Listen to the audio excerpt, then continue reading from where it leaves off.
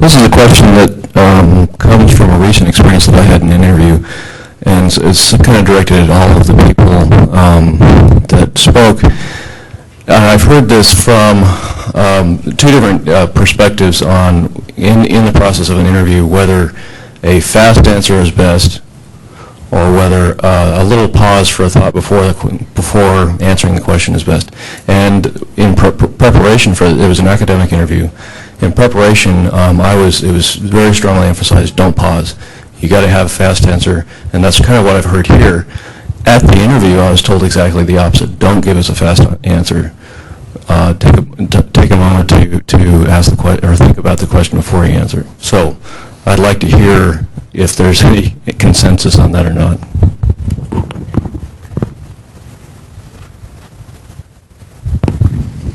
Anyone? I'll comment briefly, having participated in quite a few of these interviews. I don't see any issue with having a pause. It kind of shows, thoughtfulness. I'm going to sit here and take all this in and come back with a response. Now, if you sat there too long, could be an issue, but, a pause to get your thoughts together and come back with a very, thoughtful, well-worded response, I think is probably more positive than, saying something too quickly that maybe isn't as, doesn't do as good of a job communicating what you're trying to say. I think it's being personal. Yeah, I would say the same thing. I don't think there's a right or wrong answer, whether it's quick or not. I think it's more important what you finally say and whether it's to the point, answers the question, is authentic. I would agree. One caveat I'd throw in there, you need to give thoughtful answers in an interview.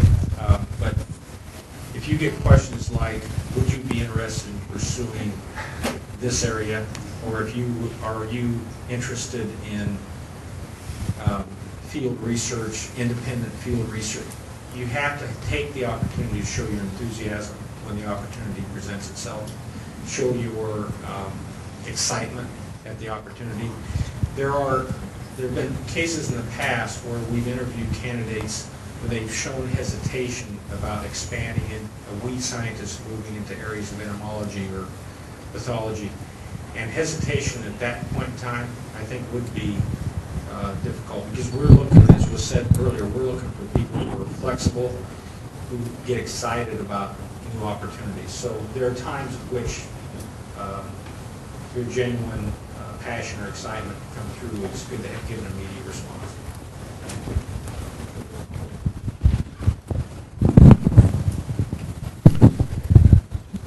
Liz Smith from USDA ARS. Just a couple of quick observations. While the KSAs and the other issues were associated with initial hiring of USDA scientists are certainly true, we have used behavioral interviewing for other positions, particularly for research leader positions within ARS. And to sort of add to the comment earlier, one of the things that we told the people that we were interviewing that they should take their time in answering sort of these behavioral questions because they are very personal. However, they come into the interview thinking that they should answer right away. And by not taking the time, and you can see sort of the panic on their faces that, oh gosh, I need to come up with an answer really fast. But sort of getting them at ease and letting them know it's okay if you take your time and think about this is something that, as an interviewer, you sort of need to learn as well, because a lot of times you come into the situation as an interviewer going, well, if they don't answer fast, then they may not know, may not be the best candidate. So I just wanted to point that out and get your thoughts on that.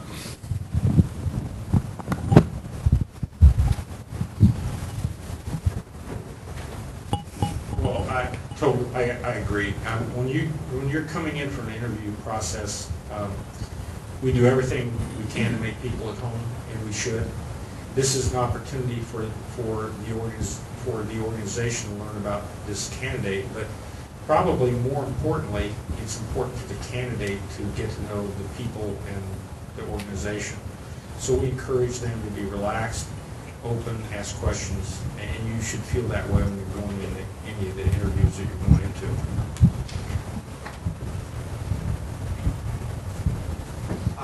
Yeah, I would also add that any interview is a two-way street. So in a way, the organization is interviewing the candidate, but also the candidate is interviewing the organization.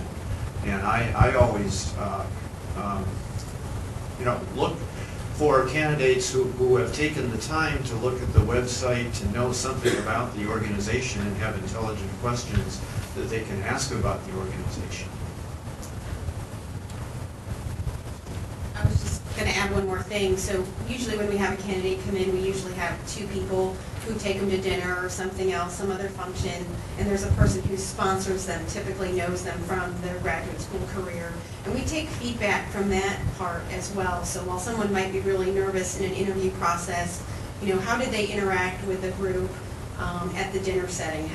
What's the person who knows them experience? And so that all goes into the decision process. So we do know that, especially people coming right out of graduate school tend to be very nervous in that interview process, and it might not necessarily be representative of how they interact with people outside of that process. So those other interactions are important as well. I'm just going to say, don't interview if you're sick. If you're like deathly sick, don't interview.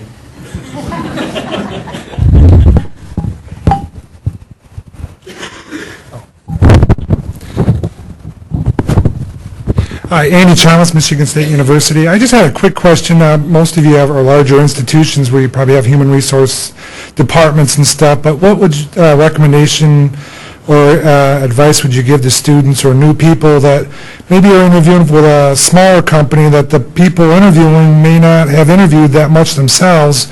What resources or what techniques would you, advice give to them to ascertain what the interview may be like? I mean, you guys are following models, but, it could be kind of it's really a big unknown and, of that, what type of interview they're going to do.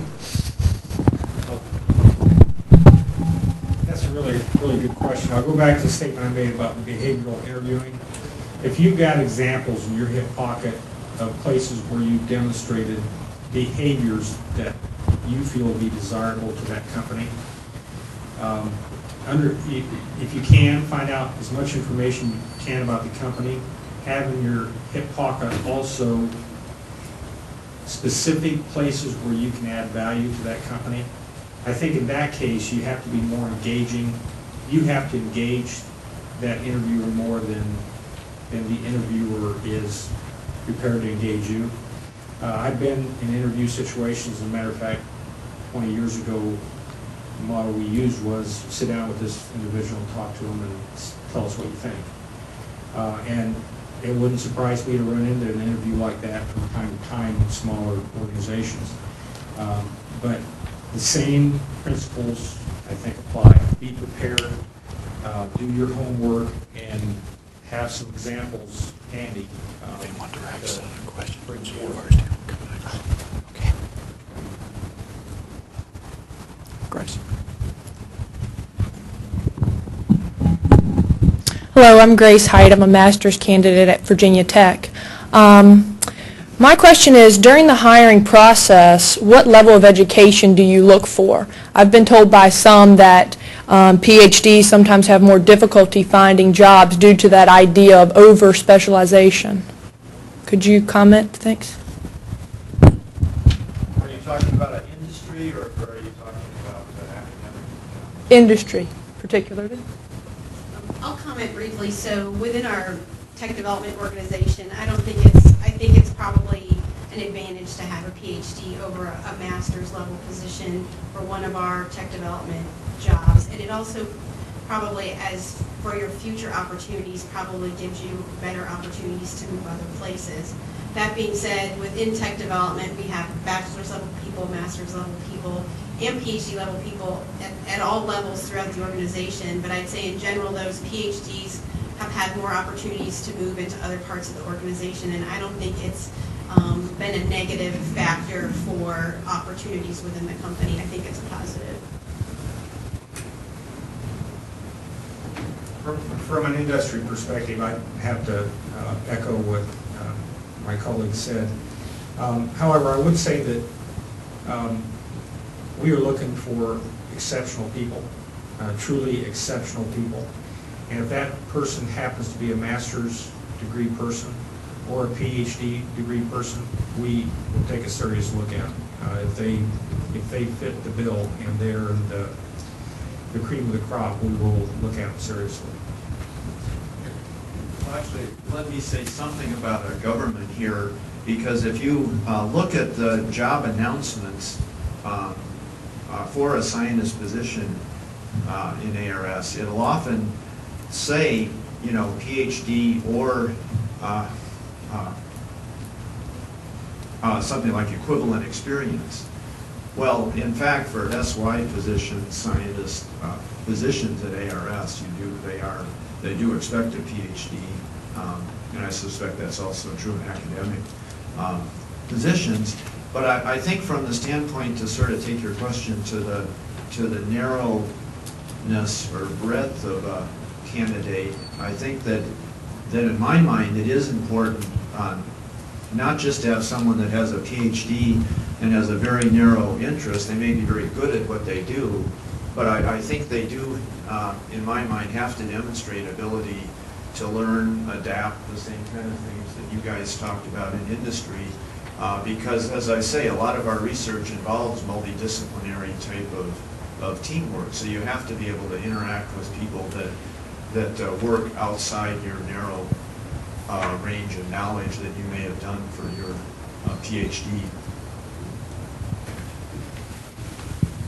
Comments from the university? About the academic level? Yeah. Okay. Spot. I guess I would say that at least from faculty hiring, we're every now and then they might have a position like a lecturer. From time to time, there will be a master's level. Those positions, I think, are relatively rare now. Those were historically positions that would go to people with master's degrees. Master of Ag, perhaps, or something, kind of what they call a terminal master's degree. But at this point, those are pretty rare. We don't really see those. I don't know if anyone else in the academic world would see those sorts of positions at this point. Of course, technicians from time to time would be potentially masters. There's some unique positions where individuals might be working or have a master's degree, work as a research associate, kind of short term, 3 to 5 years. It's really a permanent position that faculty member may always have, but they're actually working towards a degree during that process. So those are the kinds of positions that we would have, I think, in the academic area for that kind of thing. Thanks. Kind of running out of time here. One last question. Just a quick observation, having gone through the interview process a number of times after I graduated. Be diplomatic. Invariably during the interview process, especially in academia, you will be taken through and interviewed with a number of professors or scientists. At some point, the professor or scientist will describe his research or her research to you and say, "Isn't this the greatest thing since canned beer?" And if you tell them what you really think, the chances of you actually getting the position are going to be slim and none. So you have to practice diplomacy. You have to sort of say what you mean, but occasionally you may have to sort of hedge your bets a little bit. So just keep that in mind. Anything else for any of our speakers? I can say it loud enough, I guess. I wanted to know how important is a postdoc? Is that a box that needs to be checked, or is that something that's just sort of depends on the person and the experiences they had to whatever type of job they're looking to, faculty or industry or government?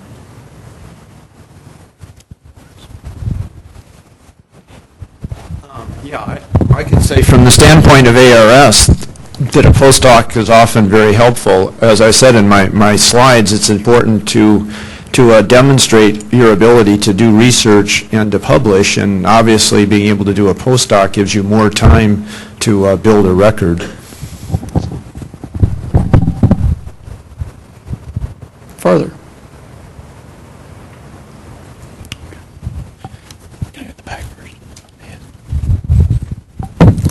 Hi, this question is for Lee Van Wyken. Just to follow up on an earlier question about employment opportunities for people at the master's level as opposed to the PhD level. I was just wondering if you could amplify a little bit on that in the policy sector or kind of the wonk sphere in general.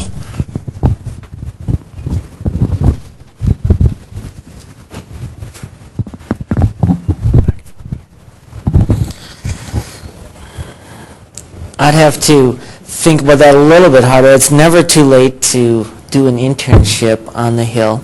If you can get into a professional office or a congressional office, they love the expertise, and working your way up through that direction is one way. Otherwise, is to focus on the fellowships that are out there.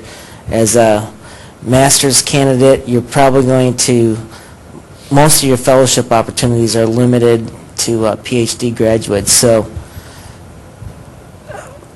they love to have the free help, and that's the point of the fellowship, is that your work and expertise is coming, all expenses paid, through an outside organization, but at the same time it's a chance for that organization to influence a little bit of policy from their specific disciplines. So I would encourage, if you, on the policy side, it's never too early or too late to think about, fellowships or internships that happen not just in Washington, D.C., but also all of your congressmen have local district offices that they're looking for, expertise. And if you want to volunteer for a summer, if policy is your interest, that'd be an invaluable way to get your foot in the door that way through your local congressional congressman's office.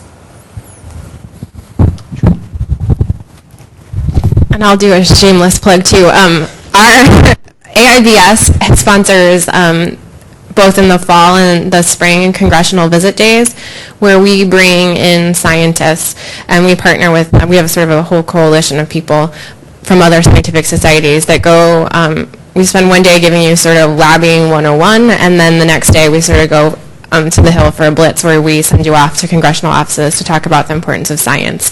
And so for this spring, we have an Emerging Public Policy Leadership Award for graduate students, both master's and PhD. The application is on our website. That's due very soon, but that visit day is in April. And that's a good chance just to sort of get your foot in the door and to meet people. Similarly, the National Academies of Sciences also has an internship program.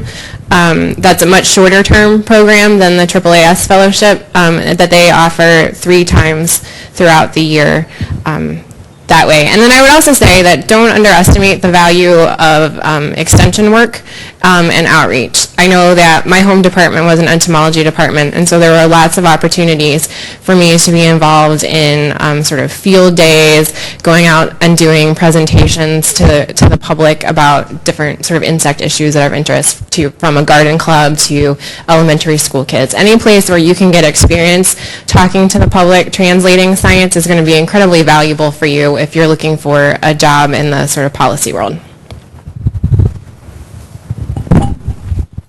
We'll take one more question. This question is directed at both on the industry level and academia. I realize that diversity is very important in both areas, but how do you feel, or how are the views in the different areas about getting multiple degrees from one university, for example? Some people say that it really doesn't matter. It's your productivity and your success wherever you are, and it goes back to just the person. But then again, I also have heard that term inbreeding, and so I would like some comments on those on this question.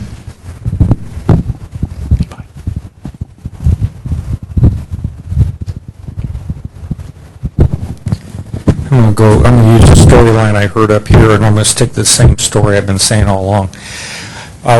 We will look for the outstanding individual, and if that person has multiple degrees from the same university, and it still is in that exceptional category, we will still consider that candidate for a role.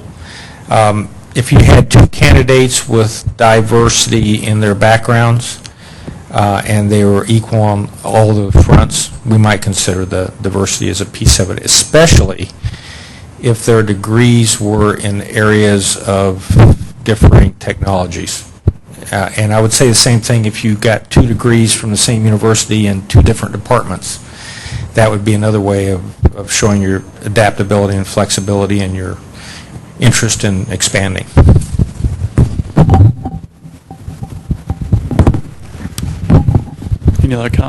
Any other comments toward that question? Just follow up on what was just said, that I think it in my mind, is probably more important to show a diversity and ability to deal with different areas of science. So if all of your background was in one narrow field, I think that would be less desirable than even if you're at the same university, you showed an ability to deal with questions of different types and different disciplines. I just want to say that's why you guys are in so much demand, because you are diverse to begin with as a weed scientist. If you think about it, you're an agronomist, soil scientist, a chemist, a biologist, and so that's the skills you need to keep in your head when you're interviewing, because, I mean, I hear it all the time in D.C., yeah, we just can't get enough weed scientists out there. And you need to, there's certain positions that we aren't even thinking about yet in terms of management ends of things. And so I encourage you to just be as positive as you can when you market yourselves, because you do have those skills, that diverse set of skills that make weed scientists, even though we don't have our own little job classification in the federal government. I mean, we are a very accomplished group of scientists in general. Thanks to all of our speakers.